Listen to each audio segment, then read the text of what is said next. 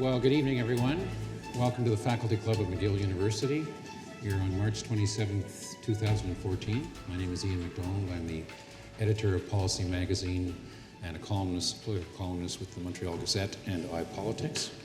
And I'm privileged to be with Dr. Henry Mintzberg, the Faculty of Management here at the McGill University, and John Cleghorn, chair, and a serial author.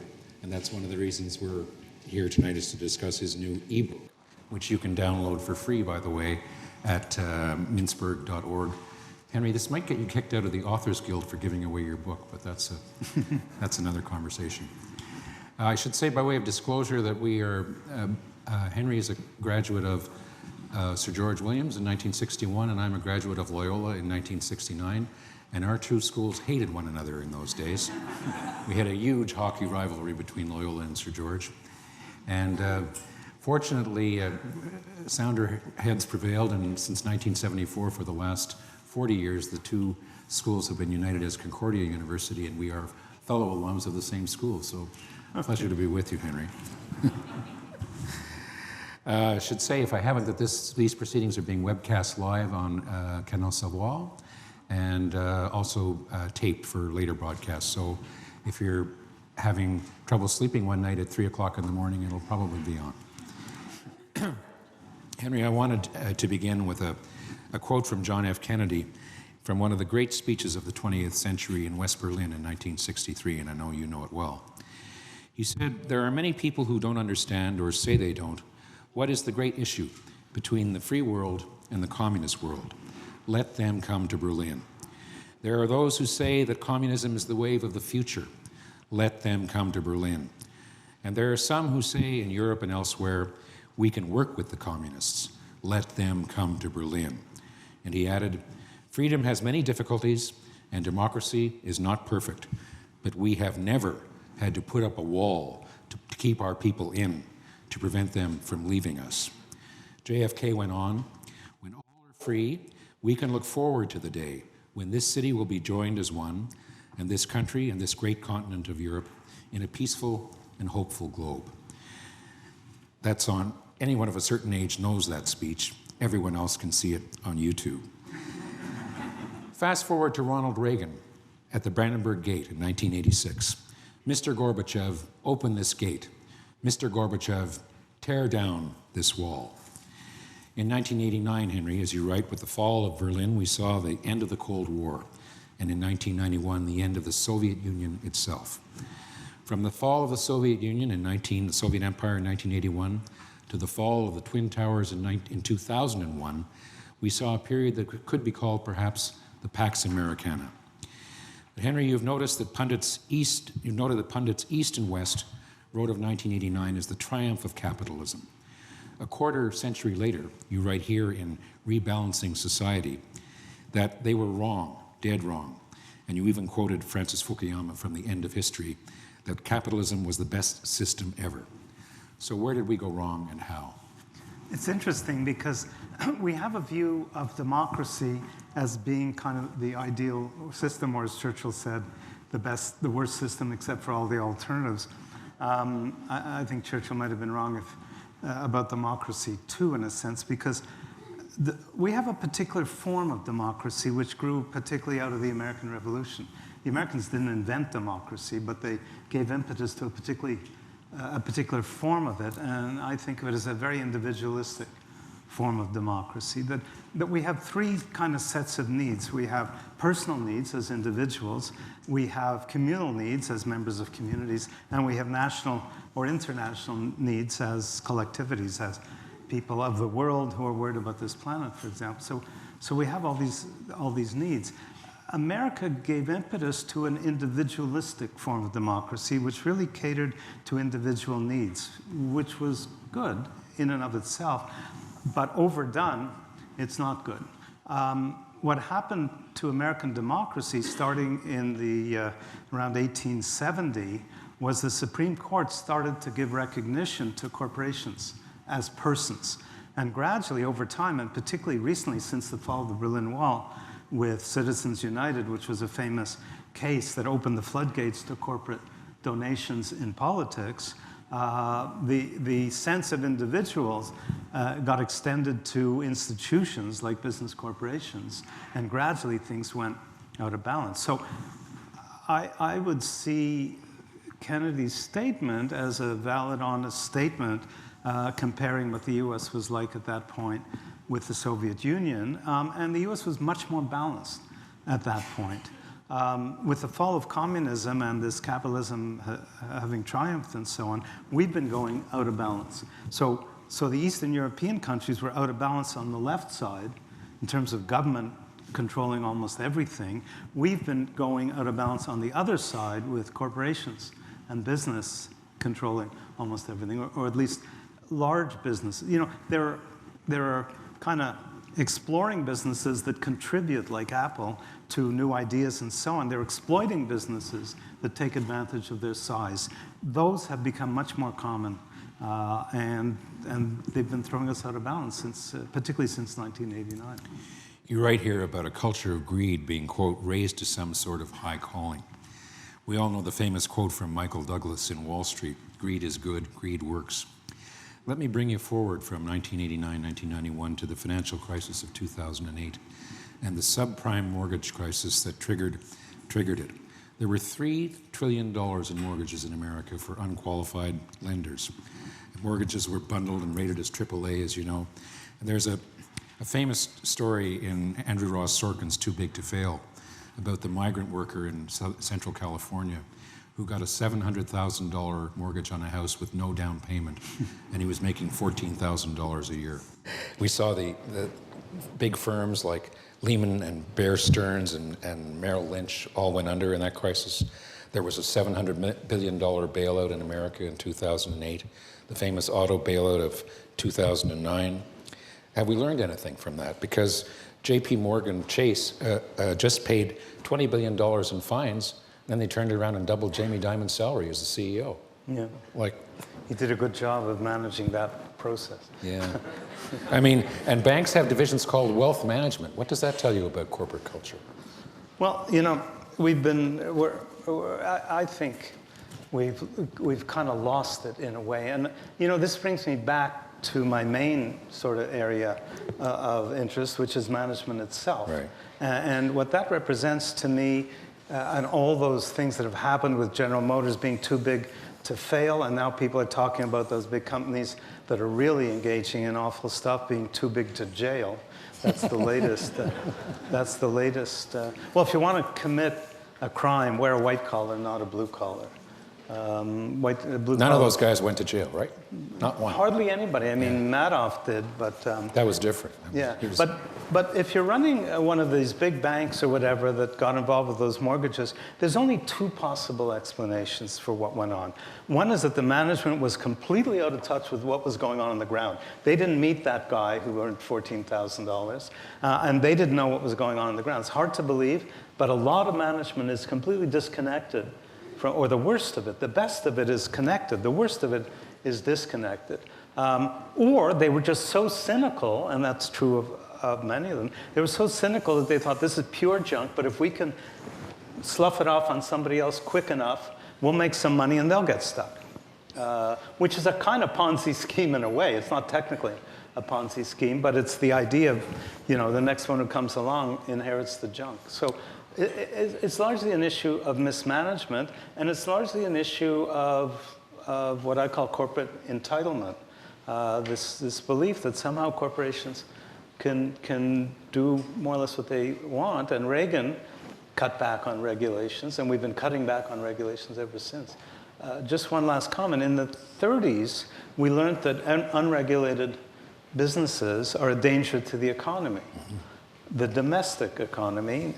In 2009, we learned that unregulated businesses are a danger to the global economy. Not that we're doing anything about it, but it took us 70 or 80 years to make the great jump from it's a danger to domestic, now it's a danger to global, and nobody's doing anything about it. Because there's no global governance to speak of. You could walk down the street here, speaking of management, to the McGill bookstore, and they probably shelves full of books about leadership, right? But you've written here that there is no leadership without management. Let me suggest you an example of corporate governance and succession, for example, in government.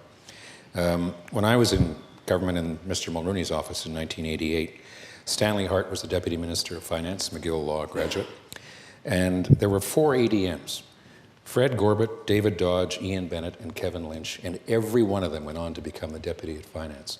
You don't have that kind of depth in government today. Yeah. You just don't. Yeah. So what do you mean by new management? By which new? New management.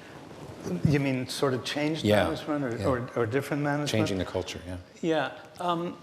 This separation came largely out of the Harvard Business School, a couple of professors there, that somehow leading is more glamorous than managing. And therefore the serious people lead and the other people sort of manage in the light of these leaders. I think that's part of the problem, and I think it's part of the larger problem, and part of the arrogance that's bringing us down right now. Nobody wants to be managed by somebody who has no leadership capabilities. Well, who should want to be led by somebody who doesn't have any management capabilities? They wouldn't know what's going on. That's what I was inferring before with the subprime mortgages, that some of them just don't know what's going on. But there's this hype about leadership, 10,000 books on Amazon, a few handful on followership. So we're all supposed to be leaders. Leadership is great when it's connected, when it's involved, when it promotes what I like to call communityship. And a lot of the pamphlet is really about the role of community and the role of community organizations, which is what I call the plural sector. And that's critically important to us, but it's on the defensive all the time. Is it fair to say that the CEO generally brings the vision and the chief operating officer, the COO, runs the trains most of the time? No, I doubt it. No. It depends what they're doing. If they're managing the process by which the trains run, that's one thing. If they're managing the bottom line by kind of, doing all kinds of financial things, that's not very healthy. When you read about Goldman Sachs today and a lot of the shenanigans that are taking place, it was in the newspaper again yesterday. Each story gets worse all the time. Mm-hmm. The one about aluminum, I don't know if you saw that, where they kind of cornered the market on recycled aluminum and were shuffling it around between warehouses because they had worked out a scheme where they collected more money every time they shuffled it around, and they took $5 billion out of what you and I are paying for cans now, for aluminum cans. Goldman did that. Goldman did that. It was a full-page article in the New York Times. I'm not talking about some left-wing rag. I'm talking about the New York Times. So let me ask you about things like income inequality, the 1%, and the Occupy movement. What are your thoughts on that?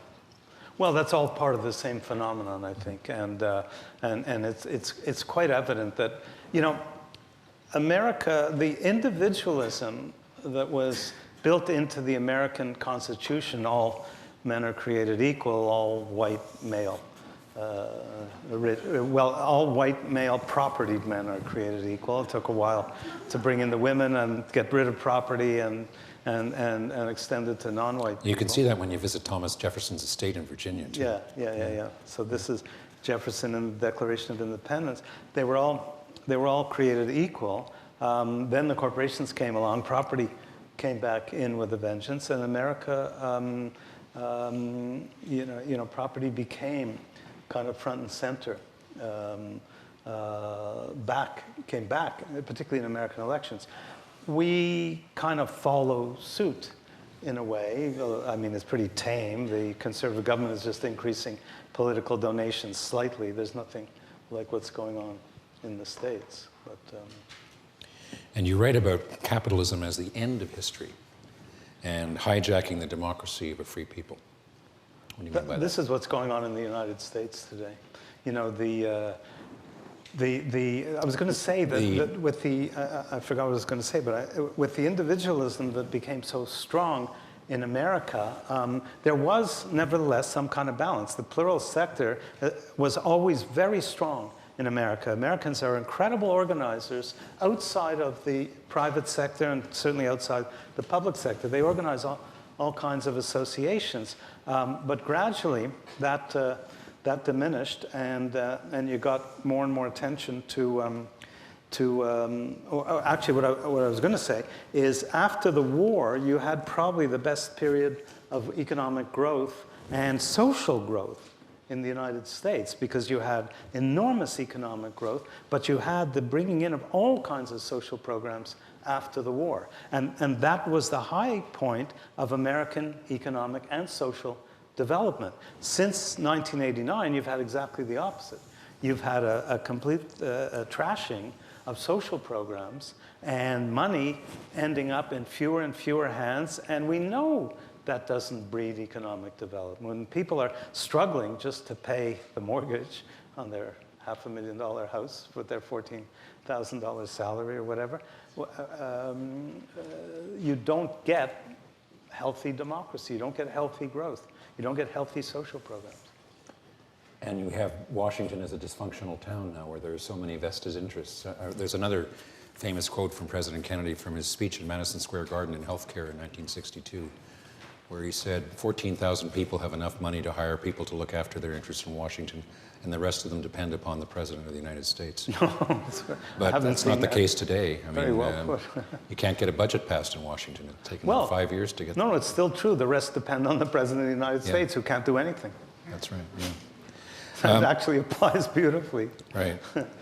You write here about the 3 pillars of a balanced society: private, public, and plural sectors. And I would like you to elaborate on that, but you quote de Tocqueville.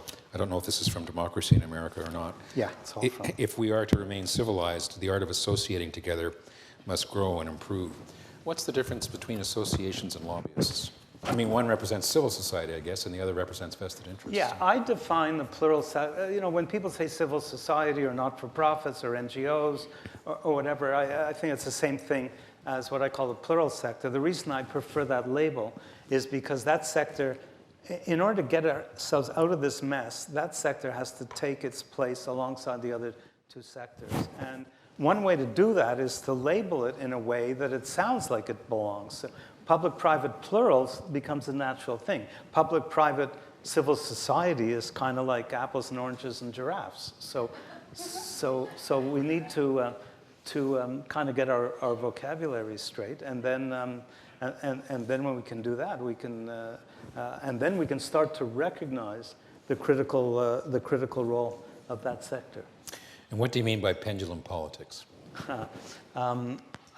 France is a perfect example of pendulum politics. They swing from the left to the right, to the left, to the right. So you got different girlfriends along the way too. Different girlfriends.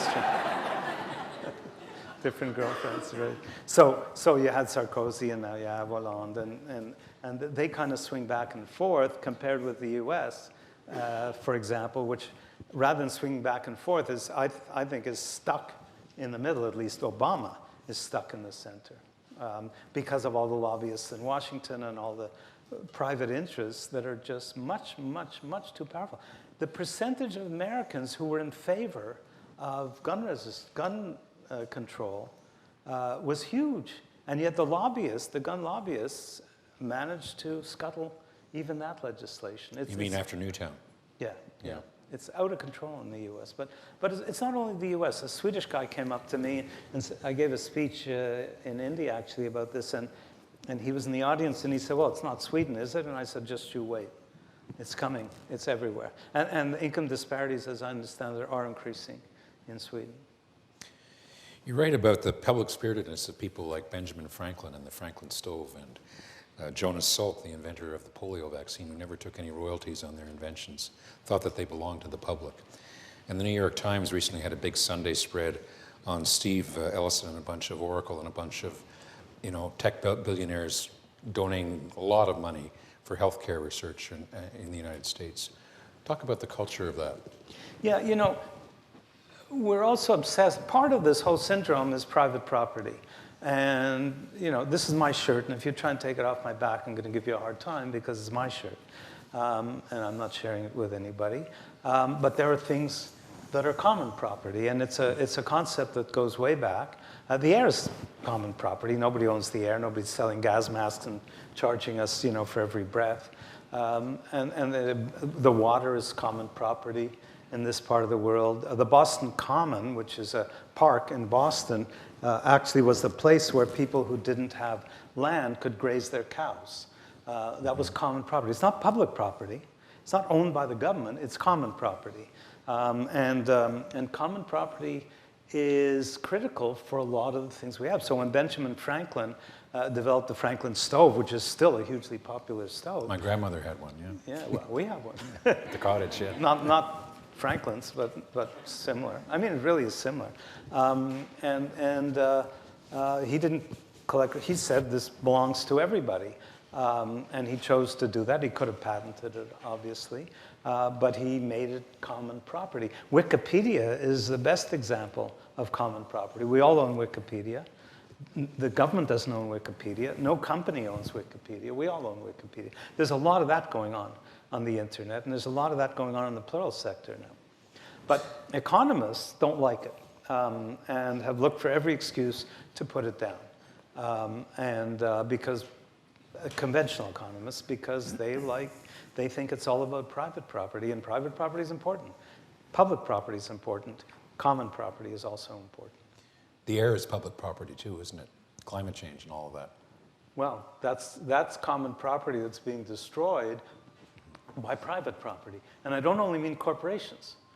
You do it, and I do it.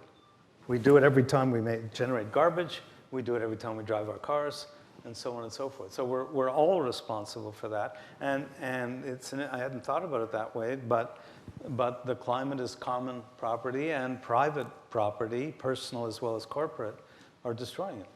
Well, what belongs more to the people of the earth than the earth itself?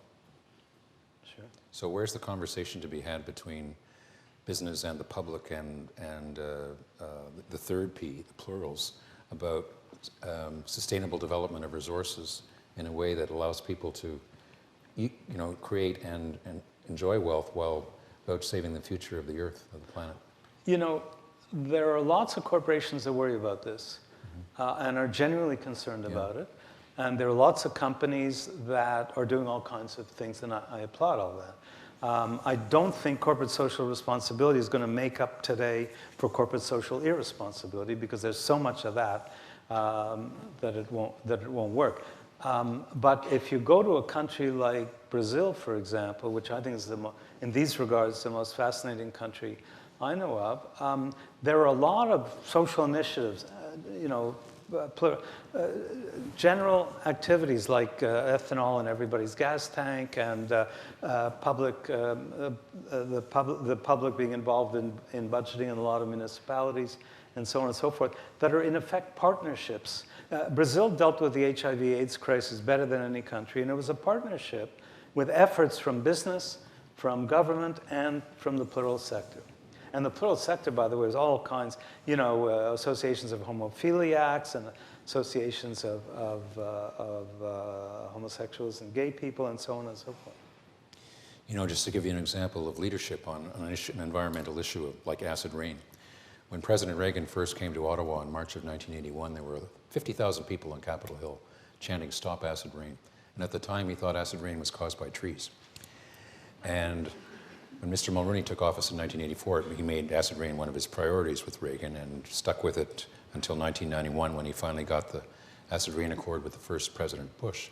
But in the meantime, Canada had led by example by reducing its emissions by 50% in the 7 provinces east of Saskatchewan, had actually got Inco to close down the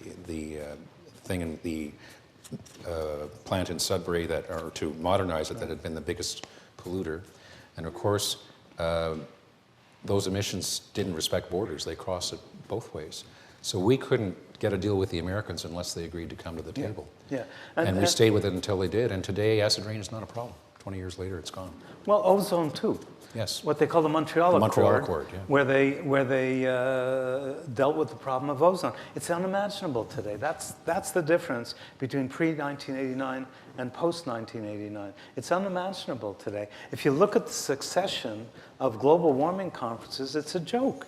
It's an absolute joke. They came out of, which one, Durban or somewhere, saying we put numbers on the table. Isn't that wonderful? They put numbers on the table.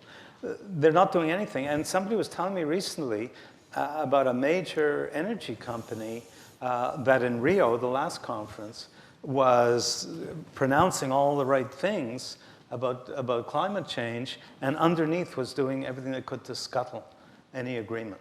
Mm-hmm. That's the kind of stuff that's going on. Things are so out of control. I mean, I have an appendix in there. It runs about 30, 40 pages that I call a rant. And it just It is a talks rant. and it's just unbelievable, the stuff that's going on. Let me ask you about the impact of the new technology platforms that we live in today. When the first cell phone was invented, brought out by Bell Labs and AT&T in 1984, that was as big as a shoebox and weighed 3 pounds and cost $4,000 then. There were no commercial applications for the internet until the World Wide Web was created in 1990. There were no smartphones until BlackBerry invented this one back in 2005. And now we have 9 years. Now we have all these social media, Facebook, LinkedIn, Twitter, you name it. But you say that, and I agree with you, that society has been undermined by new technologies, and you're right, don't confuse networks with communities, how we're connected without connecting. And, you have Facebook friends and Twitter followers that you've never met. Yeah. How is that socializing? Yeah, I say if you don't understand the difference between a community and a network, try and get your Facebook friends to help you paint your house. There's a difference. What's his name? Tom Friedman. I'm not a big fan of his, but he said something interesting in one of his colleagues. He said in one of his columns, he said that an Egyptian friend said that the difference between, he didn't say the difference between network and a community, but he said the new social media are great for communication, but not for collaboration. That's probably why things like Occupy Wall Street didn't go anywhere, because they knew how to communicate and get together and create a large movement, but they didn't know how to organize to change things. So in the pamphlet, I make a sharp distinction between mass movements that can positively attack things that are unacceptable. They can challenge things that are unacceptable, but it's social initiatives. They're usually very small groups that generate something new in communities or within small areas. So Mohammed Yunus was concerned in Bangladesh about women women getting funds for their small, tiny businesses. He didn't, so far as I know, maybe he did, but he didn't challenge the banks. He simply went around the banks and created his own bank to fund these women. To start off, this didn't take a lot of people. It took getting on the ground, finding out what's going on, and working on what they need. And then once you have a prototype, then you can expand it in a large way. You know, when you see people in restaurants having their BlackBerry breaks between courses and meals, it's really annoying. My mother would have said, stop that at the dinner table. You know? Right. And we don't, there are conventions that of socialization and behavior that have kind of fallen by the wayside. How many people walk down the street doing this? Bumping into people, right? Yeah, I was just going to say, one of the things that amuses me, because I think it's not so much the social media I'm attacking, it's all the new technologies from a long time ago. The car, the railroad, television, computers themselves, they've all driven us into a much more individualistic way of acting. Because, I lived in France when it was hard to get phones. People I knew faintly would just come and knock on the door because they couldn't call. And it was very personal, very communal, very kind of interactive. Once you get a phone, you stay away and you keep in touch, but it's not as intimate. Then we get cars and we wrap this hunk of metal around us and it's kind of get off my road. They're tailgating. What are you doing on my road? People don't tailgate on the sidewalk, which is more community. But then I thought, well, they don't tailgate on the sidewalk, but they bump into you when they're texting. So the technology is really a big part of the problem and has undermined the plural sector. Let me come back to markets for a bit.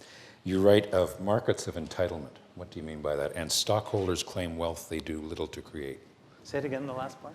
That stockholders claim wealth they do little to create, and there's nothing for employees. Yeah, somebody wrote a book, Marjorie Kelly, about the feudal nature of the financial world today. That just as feudal lords didn't contribute anything to the land they owned other than inheriting it and making sure to keep other people away from it except to do their bidding. And we have the same thing today with stockholders who may contribute absolutely nothing. Initially, of course, they provide funds, but after a while, if the company's not going to the market for more funds, the stockholders aren't contributing. Of course, they're owners in a sense, but day traders go in the morning and out in the afternoon, and they're the owners. And employees who work for 30 years in the company are not the owners. And if the stock dips, if the stock, not the stock, but if the earnings come below expectations, the first thing almost every chief executive of a major corporation does today is fire 5,000 workers. And it's kind of like, well, how come they weren't redundant last week? How come they're redundant this week because you didn't make your expectations on Wall Street? And what does that do to a company? Because the great companies, whether business or anything else, the great companies are communities. People have a strong feeling about what those companies are, and if you imagine working for Apple, you have a kind of real sense under Steve Jobs. You have a real sense of they're really doing, my company is doing fantastic things. Great companies, the way I put it in the pamphlet, are communities of human beings. They're not collections of human resources. But when you fire 5,000 people, in one fell swoop, what are you doing to the culture and the sense of community in that company? You're destroying it. Well, absolutely destroying it. Talk about companies and communities. What about the example of Heinz in Leamington, Ontario? They've been in that town for 100 years. That's a community. What do? Yeah, up and go until they're offered more money or something. Yeah. You quote Pope Francis, quote, "Money must serve, not rule." Yeah. That's pretty good. Yeah. Thank God he's saying that. Well, it's good. I've got support. There'll be a papal encyclical. Yeah. Let me, in your rant, you touch on 5 issues you see in the United States: incarceration, obesity, healthcare, antidepressants, and voter turnout. You want to walk through some of those numbers? They're pretty scary. Yeah, give me them one at a time. Incarceration. California spends more on prisons than it does on high schools. Yeah. Yeah. Yeah. Yeah. Amazing. Highest incarceration rate in the world is in America. Amazing. It's shocking. Yeah. Obesity, which is Mrs. Obama's pet project. Yeah, good news, good news. America's now second in the world behind Mexico. But something like 69%? Yeah, almost 70% of Americans are overweight, obese about 40%. It's absolutely shocking. I mean, if you put each of those together in my rant, you start to realize what's going on. What's the other one? Healthcare and the cost of healthcare in America. Yeah, the highest in the world. 17% of GDP compared to 9% in Canada. No, about 11. Yeah. Yeah. And 46% of Americans 46 million Americans don't have healthcare coverage. Yeah. This is what Obamacare is all about. And the overall delivery of healthcare in the United States is not particularly good. America does not rank high on average worldwide. So people say, yeah, but the rich do well. Well, got news for you. The wealthy, most educated Americans, according to one study, have worse healthcare outcomes than the poorest, least educated Brits. Yikes. Now, that's not necessarily healthcare. That could be a lifestyle. In fact, those people, the wealthiest, are probably, many of them are so tense and so driven that they just, get heart attacks in great numbers. But if you're a poor guy living in East London or something, I guess you don't have a heart attack because you don't worry about anything, because no use anyway. Antidepressants, it's shocking the number of Americans who are on meds. Yeah, yeah. And also drug use, yeah. By drug, I mean illicit drug. That definition is changing as we speak. Yeah, by the hour. And finally, voter turnout is the 5th of your That's bullets. the most shocking. No, there's one that's more shocking than that. The U.S. ranks very, very low in voter turnout compared to other countries in the world, very low.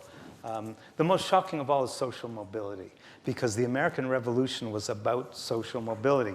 People left Europe, wherever they came from, whether it was Britain or Russia later, or Poland, or Vietnam, or wherever they came from, they came to the land of opportunity. That's what Lady Liberty is all about, yeah. Yeah, where they could make it.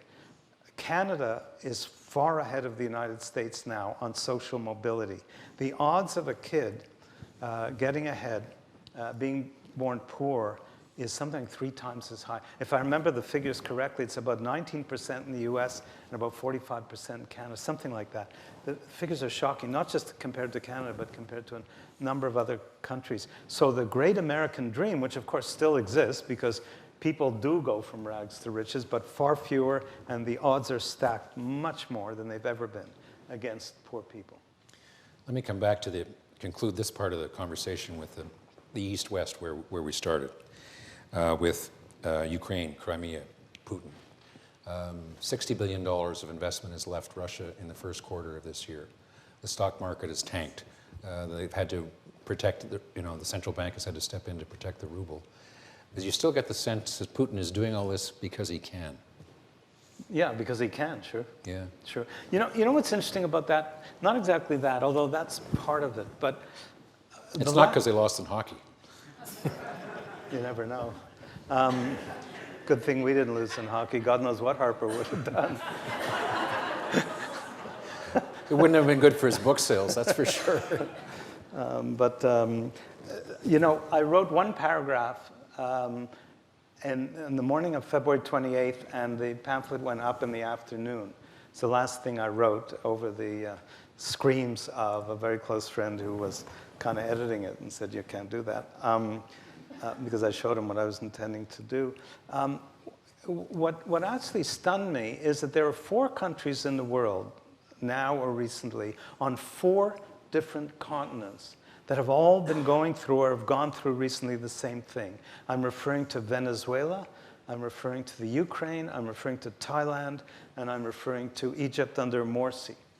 In all cases, you had governments elected, populist governments, more or less, elected, and you had the have-nots kind of in power, regardless how corrupt those leaders might have been, and you had the haves in the streets protesting. So you had the educated in Thailand, in Caracas, in all 4 of those countries, you had the educated on the streets. Telling the world about it on this. Yeah, yeah. And then you got violence in all 4 countries, some more, some less, but there was violence in all these places. So you have a real shift towards a kind of populist. And then I kind of got a label for that. This is post-pamphlet.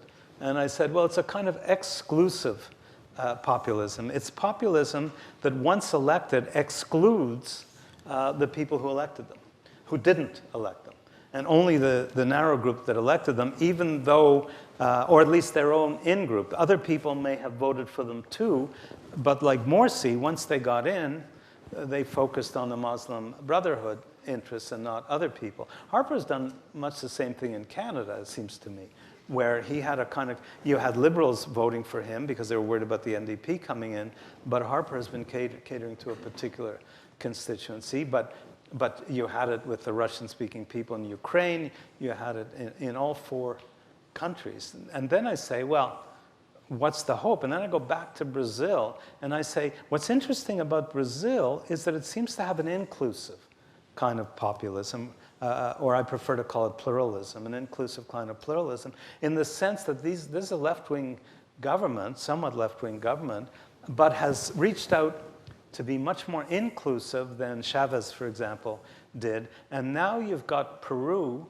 and Bolivia following, and they could be imitating Chavez, but it looks like, it's early, but it looks like they're more inclined to imitate Lula and his successor, what's happening in Brazil. So countering those 4 countries that are looking very bleak is this movement in South America.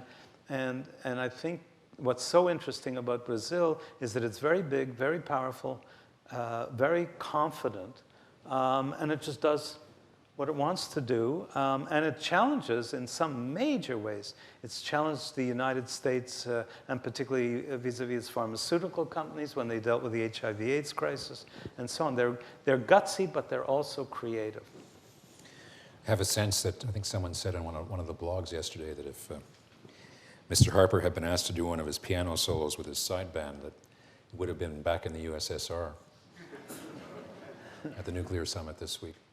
Okay, well, we have half an hour for Q&A. If you were the ref back in '89, would you have allowed the Soviet Union to break up if you had the power to prevent it? Well, if we're allowed to speculate, then let me speculate on another scenario, which is that we were smart enough when communism collapsed under its own weight largely. It was certainly pushed by the West, but it collapsed largely under its own weight. If we'd been smart enough to say what caused this, instead of the idiocy of a book called The End of History that argues that we had achieved, literally, that we had achieved perfection. I mean, his argument was that capitalism was not only the best system or the best system ever, but the best system forever. He called it the end of history because history's over. We've now achieved perfection. I don't believe there's any conceivable way to achieve perfection no matter what. But for that argument, even to make the cover of Fortune magazine and to get the attention it did, it was infantile. It was imbecilic. And yet it got all that attention. And if we had been half smart, we could have stepped back from that and said, just wait a minute. That's not what happened. But it's also the mixing up of capitalism with everything. Capitalism has been a very effective way to raise money for corporate enterprise. That's what capitalism is. Capitalism is a way of raising capital to fund corporate enterprise. Suddenly it's become the be-all and end-all of society. We even use terms like democratic capitalism. Notice that capitalism is the noun and democratic is the adjective. We have democratic capitalism. It's crazy. Capitalism is fine for funding enterprises. I don't think it's that fine because we've got all problems with the short-termism of the stock markets. But it's a reasonable system that could be fixed. But there are all kinds of things going on that have nothing to do with capitalism and are only damaged when we talk about capitalism. When Kennedy talked about freedom, we talk about free enterprise as part of freedom, but what we end up with now is free enterprises.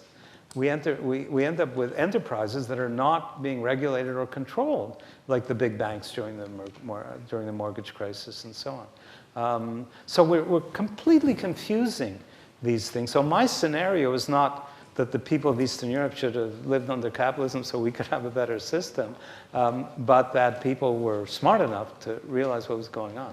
They had a saying in Eastern Europe that capitalism is the exploitation of man by man, communism is the opposite. I mean, they were smart enough to understand that. We weren't. A lot of your comments appear, for someone who is not familiar with your work, to be somewhat negative. Do you have any reason for hope? Do you foresee the possibility that as a society, we will collectively become aware of these problems and make an effort to change them? Or have you already thrown in the towel and this is kind of the post-mortem of this 50s, 60s, I can't remember the word you used, but the pinnacle of democratic and social balance? No, I haven't given up hope at all. I think I talked about Brazil now a few minutes ago. The end of the pamphlet talks about you, me, and we, because it's not up to them. It's up to you. It's up to you. It's up to me, and it's up to we acting as subjects, acting as I always mix up subjects and objects, but acting positively rather than reacting negatively. And there's so many social movements going on now that are very positive, very constructive, and particularly younger generations are doing all kinds of wonderful, wonderful things. But we've got to break the logjam. I'll give you just one example of how bad things are and how many people are even aware of this. NAFTA includes a tribunal that is untransparent, closed door, has no recourse once they decide. And what they can do is Canada can be sued by American companies or Mexican companies under NAFTA if something they did was found to interfere with their profit. And they're literally going after every piece of environmental and social legislation under that clause. If you introduce a piece of environmental legislation, some company that might be hurt by attempts to save the environment sues the Canadian government. Now, they claim that the courts have no recourse, but I can't imagine, spoke to a Supreme Court justice I know, or next one, about this, but I can't imagine that courts can't strike those clauses down. Now, let me tell you what's happened. In Africa and parts of Asia, very poor countries have tried to do with tobacco, cigarettes, what we did long ago, which was, put warnings on packages. Particularly, I forget the country, but one country wanted to include warnings to get women off cigarettes. They were sued by Philip Morris, and they were sued by some of them were sued by Philip Morris, and some of them were sued by an association of tobacco companies as this interfering with their profits. And so they couldn't fight back because they couldn't afford, these were poor countries, couldn't afford the legal costs of fighting back. In other words, corporate interests now have the power to stop governments all over the world that sign these bilateral treatments, to stop those governments from legislating on social issues, environmental issues. It's mind-blowing. And I'm not making this up. In the pamphlet, there's references to this has all been documented. So people don't realize what's going on. Here we go. Yes, Dr. Mintzberg, Marie Sénécal Tremblay. I'm an ex-student of yours. And my question reverts back. I hope you ask a good question. We'll see. My question reverts back to your comments on Brazil. You mentioned it as an example of some of the inclusive pluralism, and also referred, among other things, to the way they handled their HIV crisis and distribution of how they approached that crisis. One of the key players in that distribution network solution, which was a very multi-sectorial one, was the Catholic Church, actually, in Brazil. And I wondered if you had some thoughts that you would share with us about the role of, obviously, one of the classic plural members of civil society, the church, i.e. religious institutions generally, but in this sort of new tripartite model that you're putting forward, that you're saying is the solution. Yeah. And in particular with Brazil, what's so interesting, obviously, is the liberation theology movement, which started there post-Vatican II. But your thoughts on that and the role of religious institutions generally going forward? Yeah, absolutely. Brazil apparently didn't start liberation theology, but it probably has carried it farther than any other country. Not coincidentally, it's Brazil, and not coincidentally, the previous pope, at least, was not very happy with all this. Neither was the one before that. Yeah, that's right. But they have done some absolutely wonderful things. I imagine this pope, even if he might not admit it, I don't know if he's pronounced on it, would probably be much more tolerant, especially being South American himself. But then you get the Muslim Brotherhood in Egypt. I always wondered if we could do an accounting of how many people were killed by religion and how many people were saved by religion. I always thought it'd be about 50-50. So there are religions that are doing wonderful things, and there are religions that are doing awful things. Taliban. So. Hi, I'm Xavier Milton. Thanks very much for your insightful paper. One comment I remember from reading de Tocqueville was the American industrial model made it such that the workers were so distracted with the work that it prevented them from interacting with civil society, with governments, participating in democracy per se. And that I thought was an interesting comment from his tour in America. And if you hold that thought, I recall reading in your pamphlet, you were touched on those sort of workers' council notion in Germany. And I'd wondered if you could sort of expand on that. I think it was in one of your footnotes, but I'm wondering whether you could expand on that and whether that would help rebalance the system or society. If you could sort of expand on the workers' role on the councils and the boards to prevent precisely sort of what you were mentioning earlier, day traders and the impacts, where it's essentially the owners and the CEOs who are managing. So if you could maybe comment on that, I'd appreciate it.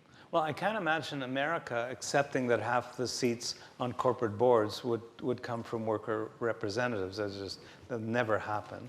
And I'm not necessarily promoting it, but Germany has had it for many years, and the German economy is fabulous. Economically, it's fabulous. So it obviously hasn't, you could say France had, Italy have economic troubles, Spain. Germany has had this for decades, and it's done extremely well. So, and still does extremely well, and it has probably the highest, I haven't seen figures, but I would guess the highest or close to the highest wage rates in the world, and yet they just produce high quality, excellent products that sell.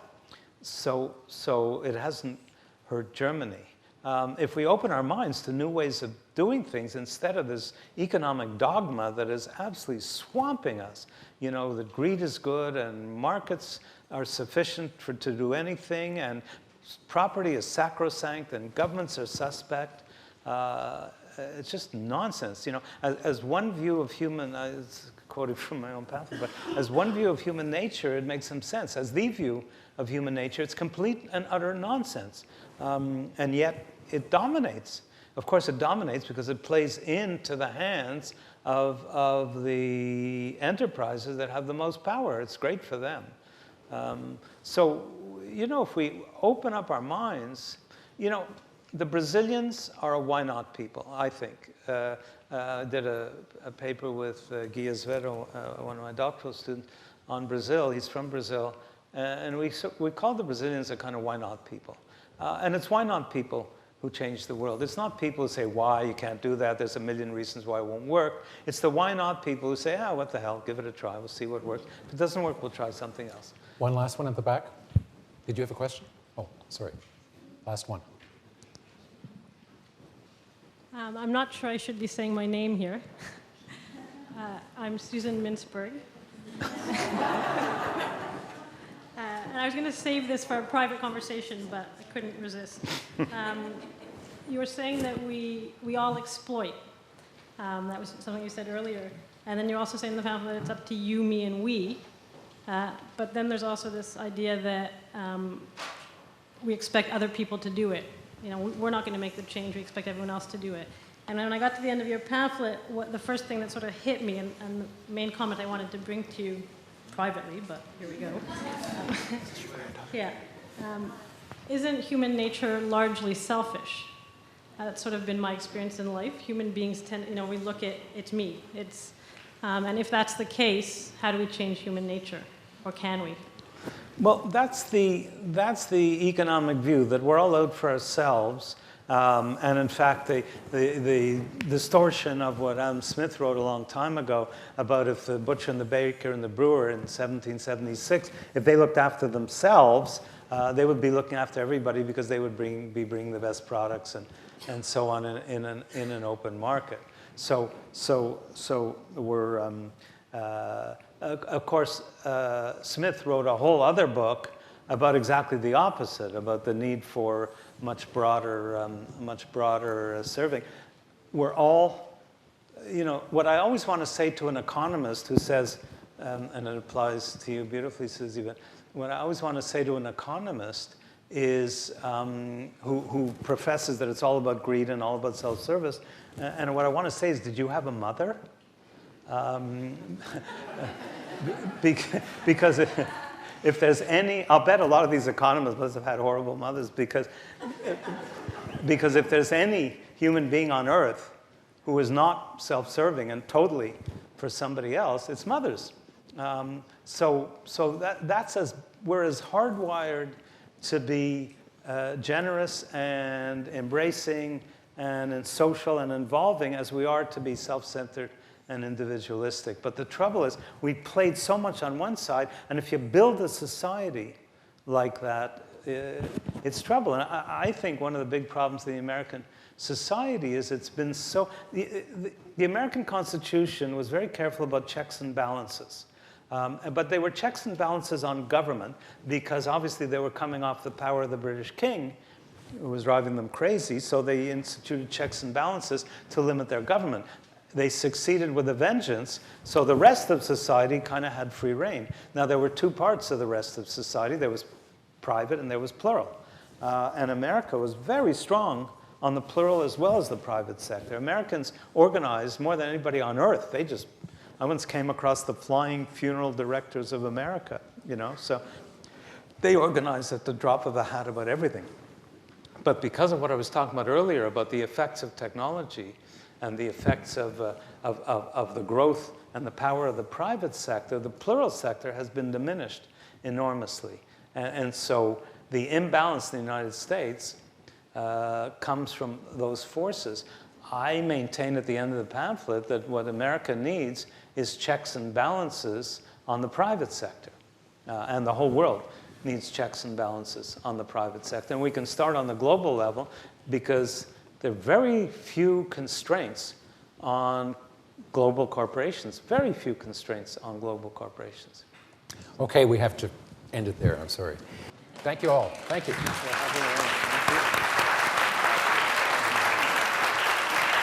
should add